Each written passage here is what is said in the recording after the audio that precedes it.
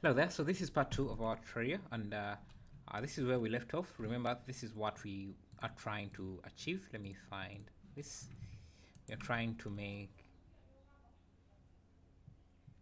this animation, just mostly these chain links. Okay, so now let's make this chain kind of follow the animation of this physics object we have set.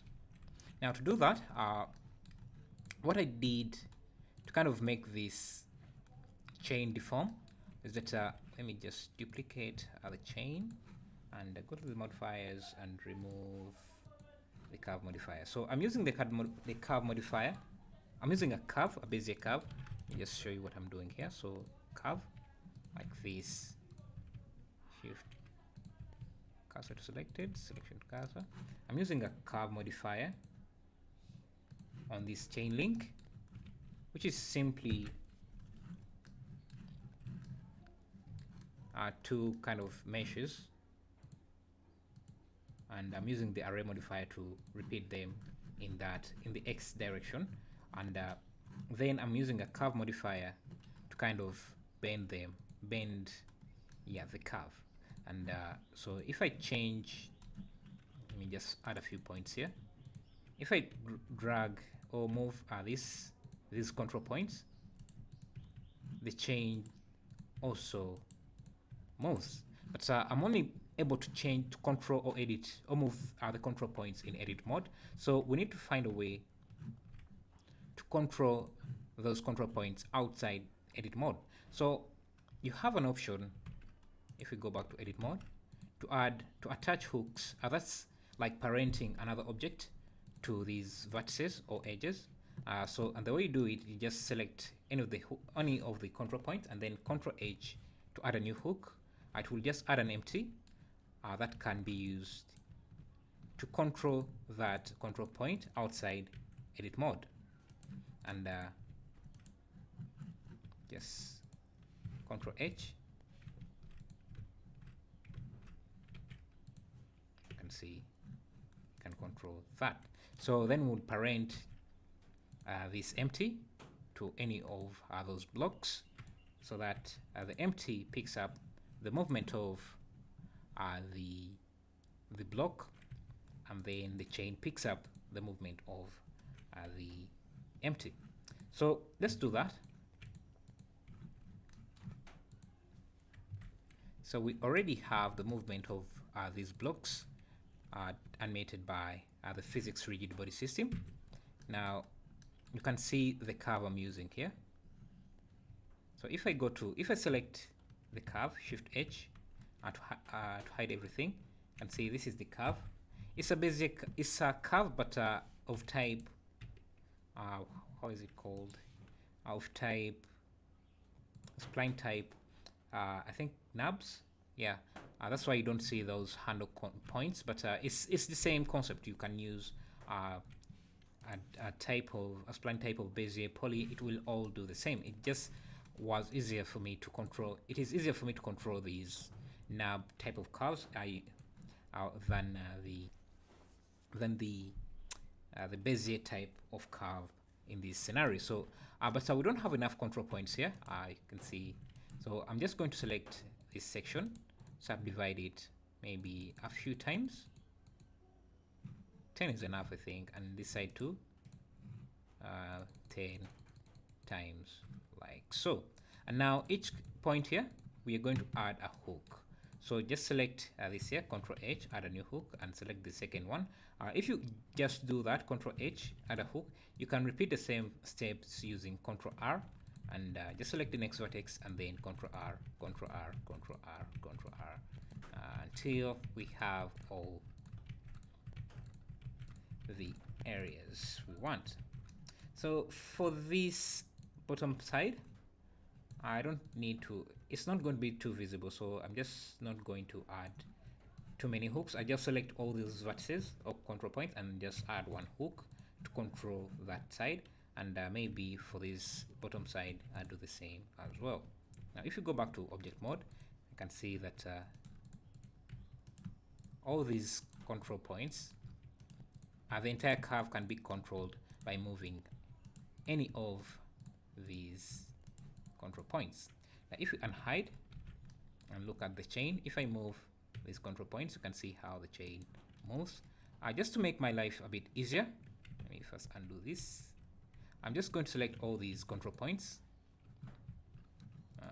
Shift G type, and move them into a chain helper controls collection so that I can easily select them or identify them. So, and just to have them look a bit different from the rest of the empties, I'm just going to Shift G collection. I'm just going to change their shape. This won't affect anything else, but how they look. So I'll just copy it selected and change the display type to cube. Let me scale this. I think that size is good enough, so copy it selected as well. Great. You can also test out to make sure that your hooks work correctly by selecting all of them. And again, because they are in the same parent, I can just select one and then Shift G to select their collection. If you move them and the entire chain moves, that means that your hooks worked correctly. But I see some of the hooks here, some of these chains here are not moving.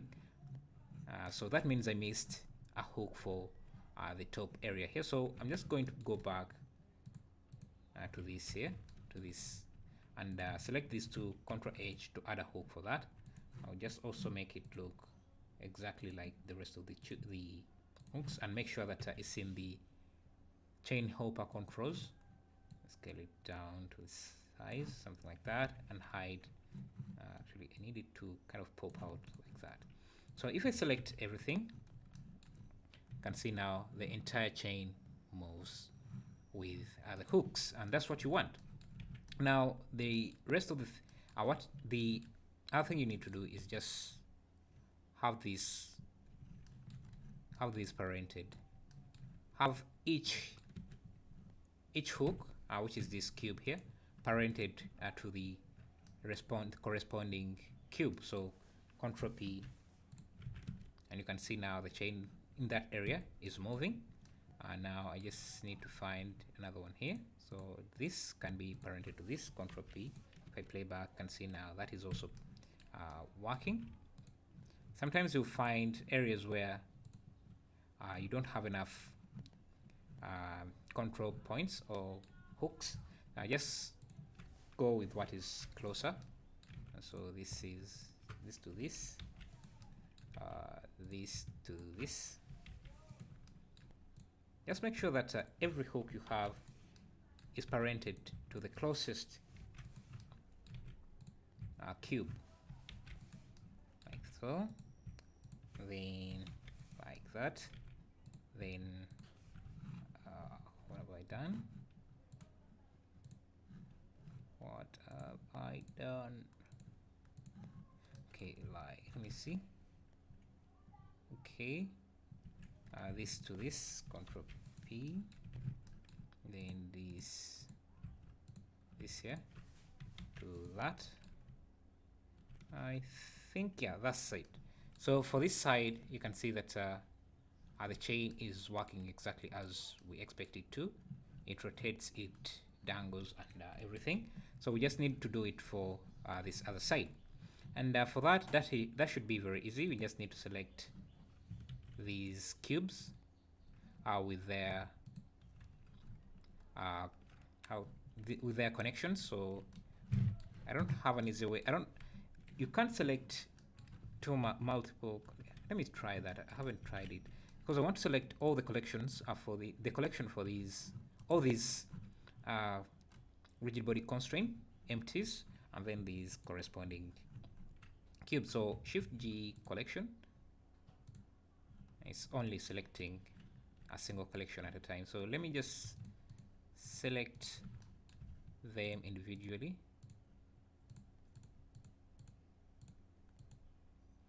Anything I select, I can deselect that is not supposed to be selected, I can deselect later.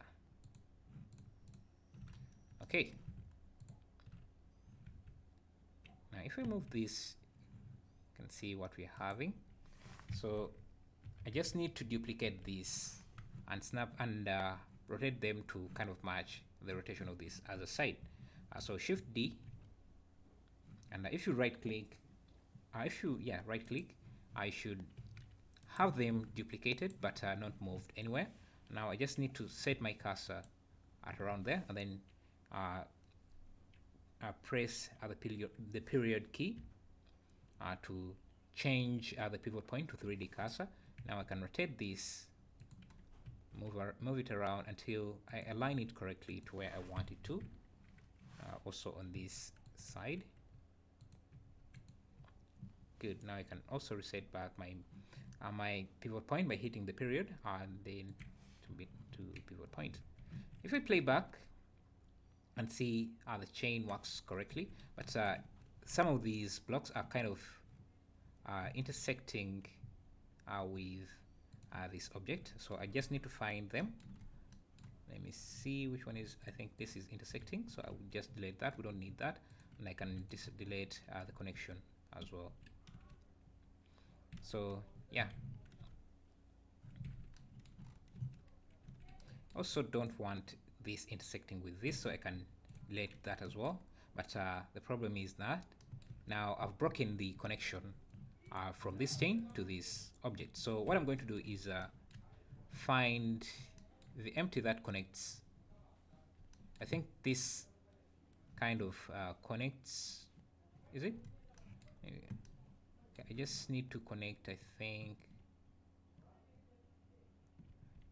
this object to this object here, and so I can just add another empty here just to make it look a bit different. I'm just going to use sphere empty, and then give it a rigid body constraint, connect this to this small cube we had there. You can see we get our connection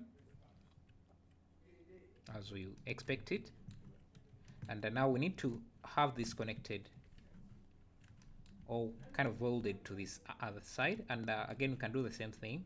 Just add maybe a UV sphere like that, and then an empty sphere, scale it down, rigid body constraint, and make sure that this is also a rigid body with active. So then we connect this to that, and see that's what we have, and just push this just around there. It's around there. Duplicate this so that we have a connection from this to this. It seems that we still have a few issues here. So again, as I said, make sure that when you add another object, when you scale an object, make sure you apply scale and the scale of that object. So that can cause, if you don't apply that, it may cause some of the issues here. But I think we still have some intersection. So let me just select these, apply scale, just to make sure. So we still have something intersecting. I'm not sure what it is. So it's not up here.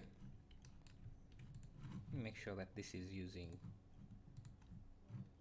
Okay, so yeah, this seat here shouldn't be using a convex hull collision shape. It should use a mesh shape, which is a more high resolution collision shape to avoid those intersections. So you can see now we are getting better results.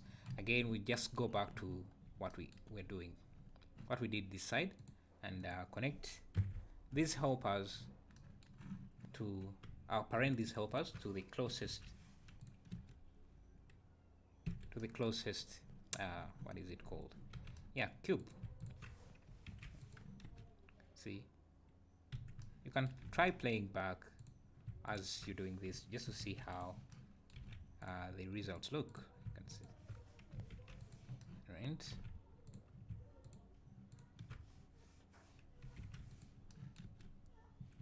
Great.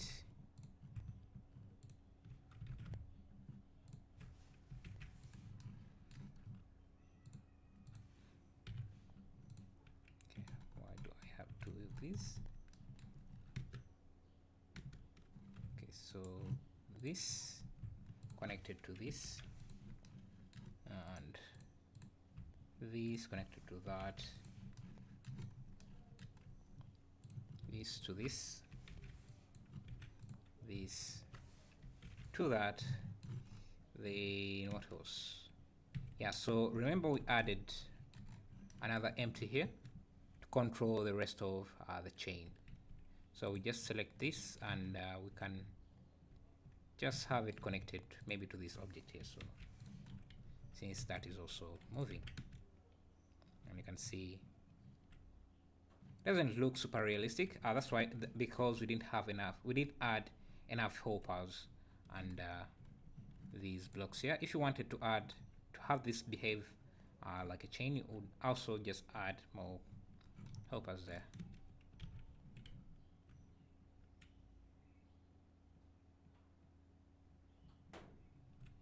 You can see, let me make sure that this is a rigid body surface with a passive, and you can see now this is what we have. So for this side, I don't have to repeat the same process. I'll just select everything here, delete that, and select this entire setup here with everything. Might be a little bit harder to select it, so Shift G collection. Problem is that I can't select. You know what you can do is just hide the other objects first, like the chair, and just have the chains like this. I think that's it. Everything works, and then you can select everything here, then Shift D to duplicate it. Make sure that you don't see any connection lines when you do this. So if, say, you move it and see those connection lines, that means that you have some issues. So you have not selected everything, and you're going to run into some issues. So Shift D and make sure you don't have any connection lines. Now I can move this into their own collection. Yes, so I'll call this right side and hide. Then Shift G collection right side, and I just need to kind of do the same thing, realign this to look like this side. So I'll just rotate this 90 degrees. Don't just mirror this, as that will tamper with the scale, and whenever you change the scale, you're going to create a few issues. So when you do that, and it should just work exactly like this side. You don't really have to do anything else. I'm just going to ignore that. It's just I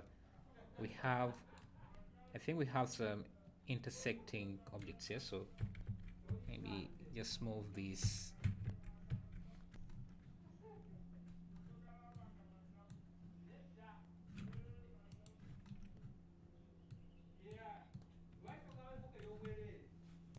If you play back, I'm just going to ignore that for now.